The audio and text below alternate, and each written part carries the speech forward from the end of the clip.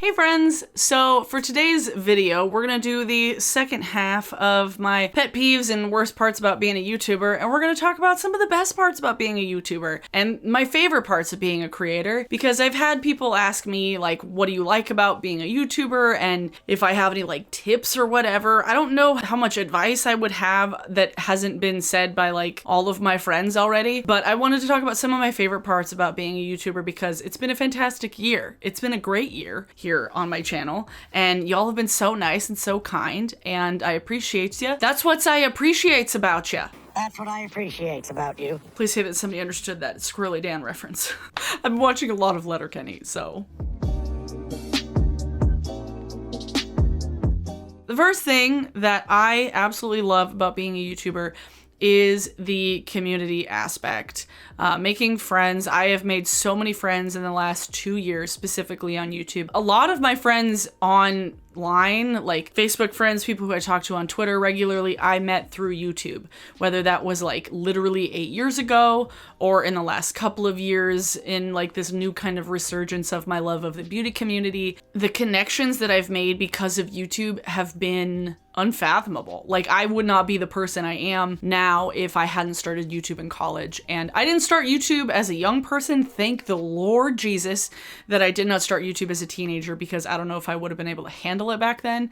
But I started at the age of about 20. Like, if there's any piece of advice that I should give somebody about YouTube, is don't start it as a young person. Start it as an adult, because it's harder to take criticism when you're young. It's just, you don't know as well. Like, you don't have as much wisdom yet. And the people who are making makeup videos and beauty and fashion videos as teenagers, I could not imagine how fucking hard that was. Like, when I started making content about kind of makeup and stuff about 5 years ago, maybe more than that, I couldn't imagine doing it as a young person. Like, I was, like I mentioned in my other video, I was the target of online harassment. And if that had happened when I was like a teenager, holy shit, that would have been terrible. That wasn't the purpose of this video. But the community and the people that I've met who have just helped me deal with it on a regular basis, just kind of been an ear to talk to, people who I have traveled to see, people who I've met in real life and who I call some of my best friends. The community aspect of like other creators specifically is just really fun and really rewarding, because you get to kind of bounce ideas off of other people. They're not your colleagues, but they kind of are. Like, they kind of are your colleagues in a way, and you just get to absorb positive energy and sometimes absorb ideas from other people. And when you have like a really nice positive environment of people that you connect with, there's never that like, oh, you stole my idea. Like, if you credit somebody on an idea that you took, then that's fine. I've gotten to be that person for other people. Like, I've come out with videos and other people have made similar things and they've like tagged me and stuff and like, oh, I was inspired by Abby to make this video. And I love that. I love when like I'm inspired by other people's content to make something similar, or when I have inspired other people's content. That's the best feeling. What else I love about YouTube is I love just making content. I work in video production as my regular day job. There's times when I've gotten kind of like burnt out on editing and I'm like, I don't want to look at Premiere again. I don't want to look at my computer. I've been working all day at work and I don't want to go home and edit things. But I think with how I've worked on my videos lately and with like my current setup, it's not as much of a burden to edit things and not as much of a pain in my ass to actually work on videos. So like, if I'm working on stuff at work that I hate, that I just am obligated to do, and then I go home and then I get to do something that is just like fully creatively mine and solely my idea, I'm the one that gets to call all the shots. I love doing that, and I love that I get to put out things that I want to make and that are creatively fulfilling, and on top of it, it helps me get some extra money, which is nice. And as well as being creatively fulfilled, a lot of the videos where I make talking about like consumerism and just commentary videos, capitalism, stuff about Amazon, or just other videos that aren't like as like fun and frivolous makeup stuff, I really like being able to voice my opinion that way, because I feel like it's a lot more effective than like posting something on Facebook, because you can't read body language via text. And I feel like sometimes even with Twitter, sometimes I even get misunderstood misunderstood. So with YouTube, it's easier to control what I'm saying and easier to control the message that I'm trying to get out because you can read my body language and I can edit things. Like I have more time to explain myself rather than like with like a few hundred characters on Twitter. So I like being able to have this outlet creatively and just like for my own opinions and rants and things that I want the world to know. Because sometimes I feel like people care. Not a lot of times. In the grand scheme of things, people don't. I do just really love editing. I love editing. I love making funny things. I love making people laugh. I think some of my favorite comments I get from people are from people telling me that I made them laugh or that this video was hilarious or I was rolling on the floor like Raffle Mow. You know, people don't say Raffle Mow anymore. Rolling on the floor, laughing my ass off. Huh. When I can make people laugh while also like just having fun with my own content, it's like the biggest compliment. So ever fishing for compliments, it's right now. If anything ever makes you laugh that I do, please tell me. Because it's just truly a boost to my ego. Sometimes so much of my humor stems from the internet, and then when I talk to people in real life trying to make jokes that are references to the internet, people look at me like I'm a crazy person. And I really am glad that people understand my references here on YouTube. Holy shit. I remember I was trying to come up with ideas for Halloween, and someone was like, oh, you should go as like an apology video and just wear like sweatpants and a high ponytail and stuff and just like put like you're crying and essentially just like going as like a YouTube meme in a way. And I'm like, nobody's gonna get that. Like that's such a vague reference that like literally none of my friends in real life are going to understand. There's a handful of my friends that watch my YouTube videos since I told them, not to watch them, but since I told them I make YouTube videos. There's a handful of people, but most of my friends don't watch YouTube, don't know who people are. Like I swear when like YouTube drama happens and I'm like, oh my God, did you hear what happened with Shane Dawson? And people are like, who are you talking about? It makes me feel not alone in the things that I care about here on YouTube. It's nice. It's nice. YouTube is also just a way to like escape stuff. Besides making my own videos, YouTube itself is just a really nice place to come and waste time and escape things. I can't tell you how many times I have spent my afternoons at work when there's not a whole lot going on and I'm just working on some tedious shit. I'll put on some silly ASMR videos in the background and I can just chill out while I'm working. And there's everything on YouTube. You can find anything on YouTube. There's so much information and there's so much kinds of content. There's kinds of content that I didn't even know existed until a couple of years ago. Mukbangs. What the fuck are those? I don't dabble in that. ASMR is the only like weird YouTube community that I partake in. But I can't do the mukbang ASMR ones where it sounds like somebody's microphone is literally in their esophagus. Can't handle it. Can't handle it at all. Having an infinite amount of content and an infinite amount of information at my fingertips at all times, an infinite amount of entertainment, just like generally funny shit that I can find, whether it's new content that I'm watching or old stuff. And I'm just like, I want to laugh at this again. Here it is, still here. Thanks, YouTube. Unless it's the leafy content cop because YouTube deleted that. One thing that I have mentioned on my channel before, one thing that I love about YouTube and something that it's helped me with is to be more comfortable talking to people and be less introverted and be less shy. There's nothing inherently wrong about being introverted and shy, but I have come out of my shell since starting making YouTube videos, and it could just be like just happening with age, but I feel like talking to my camera helps me kind of voice what I'm trying to say, what I'm meaning to say, and it makes it easier for me to talk to people in general. I used to have a stammer as a kid, and sometimes it'll pop out every so often. If you could see the raw footage of things that I film, there are so many times when I've stammered in videos.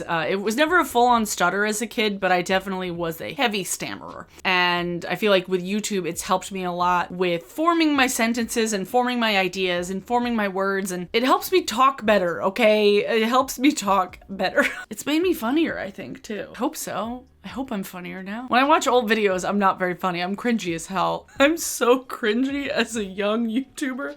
In my early 20s, I was such a cringe fest. Oh my God. But basically all of YouTube was at that point. What are some of my other favorite things about being a YouTuber? I'll just be selfish and say one of my favorite things about being an online content creator is being able to make some money from it too. I cannot express the gratitude I have for everybody here who watch my videos on a regular basis and watch the ads or do YouTube Premium, or especially my patrons. Like, I cannot express the gratitude I have for all of you for just like your time, because it has like literally helped me live my life the last year, because I'm able to save up more and I'm able to like literally have a savings, which I didn't have for so many years before this. And it's really nice being able to use my time in a way that makes me happy. Like, I like doing this. I like posting videos. I like editing. Being able to do that and get some money from it is so fulfilling and so rewarding. It makes me feel like I'm doing something that's worth my time, because as a like side, like I'm a freelance photographer on the side as well as my regular day job, I have come to learn that like time is money. Like when you get to be my age and when you get to be in this situation where literally the world, we don't know how we're going to live in 50 years. Like retirement, who's that? I don't know her. In times like these, when I think about projects, when I'm working on something, I think about like time is money. And for the longest time when I made YouTube videos, I wasn't making any money on it. And while that's not the whole reason why I make YouTube videos, it's definitely not, but it keeps me motivated to keep doing it. Like, I'm not gonna lie. Like, if I didn't make any money doing this, I would not be posting a video every single day in December. Absolutely not. Because the amount of work it takes to post a video every day is a lot. And I would be able to use my time doing other things where I could make money if I wasn't doing this. Being able to make some money. Like, I would never do this as like a job. I would never have this be my one and only, because the instability scares the shit out of me. Like, I would have to reach a level that I don't even know if I would want to make it my day-to-day thing. I respect the people who can endlessly. Like, I respect the people who literally this is their day job. This is their regular job. It's not like hard labor, and it's not like a traditional job. The amount of just general anxiety that I could imagine comes from it, having that big of a platform, worrying about like if people found out where you live, or worrying about just stuff about your life that you don't want out there. That would be something that would scare the hell out of me if I got to that point that I don't know if I could ever do. I wouldn't have this as my regular job, but I like being able to do it as like a side hustle hobby that makes me money, that makes it worth my time. You know, there's nothing greater than having a hobby that you love to do that can also just like make you money. Like, I do concert photography. This is how much I love concert photography, okay? I get into shows for free very regularly. I will say that. But like, when I go shoot shows and I post sometimes upwards of like 60 photos, I don't get any money for that. Very few and far between where I've gotten payment for any sort of like event gig that's not like a wedding. Like, that doesn't happen a lot. And so being able to have another hobby that I like doing that does give me some money is nice, because the other hobby that I spend so much time doing doesn't make me money. It's fulfilling and wonderful and creatively enriching and stuff. I love going to see live music. It's one of my favorite things to do. Sometimes it's a lot of time spent, and then I give people photos that I don't get paid for. So it's like, being able to do this and get some extra money for is really nice. So I think that's everything I had to talk about.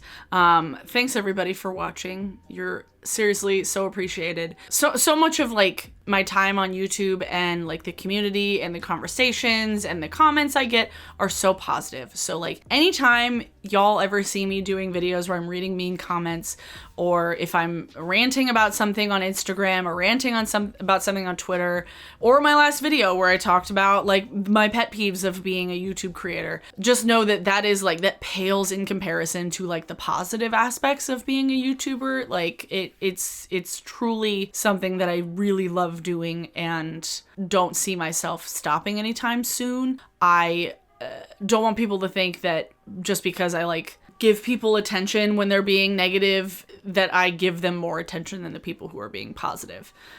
Because the positivity is what keeps it worthwhile, and y'all being so nice and y'all being so supportive is what makes it worth my time. So thank you so much for endlessly supporting me and just being like a really nice group of folks, because y'all are cool. I like you. You seem like neat cats. I don't know if that made any sense. I like ya. That was a video that was it's gonna get real gushy and it's gonna get real sappy. And okay, for today's Christmas song of the day. Today's song of the day is Rise Against version of Making Christmas from the Nightmare Before Christmas soundtrack. Can't remember which version of the soundtrack it was on. I don't remember which version, but they've made like 2 different versions of the Nightmare Before Christmas soundtrack. This is Halloween by Marilyn Manson is oh so very good. But Making Christmas by Rise Against is your Christmas song of the day. Thanks to my patrons, as always. Y'all are so supportive and I appreciate you. If you're new here, give this video a like, subscribe if you would like to see more of me. We're reaching the bitter end of Vlogmas. Will I miss it? Yes, but also I could use a break. So I'm not taking like a break when January hits, but I'll probably take like a few days off. Probably won't post anything until like, I don't know, several days into January. So that's it for me today, and I will see you all tomorrow. Bye.